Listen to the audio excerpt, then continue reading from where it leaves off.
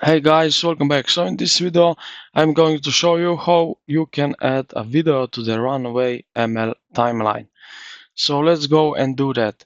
I will go here to the assets and click more, and then to video editor projects. So click on that. Now I will create a new project and I will go with, let's go with green screen like so. It will open up here basically the video editor.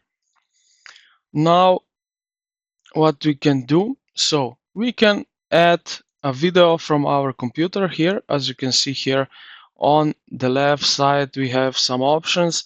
So drag and drop file. Okay, so if we click on that we get to our computer and we can import a video or an image. It's the same thing. Now we just need to wait a little bit that it loads up, and we successfully added a video to the runway timeline. As you can see right here down below, these are our timeline. And yeah, this is basically it, how we can add a video into the runway timeline. I hope this video helped you out.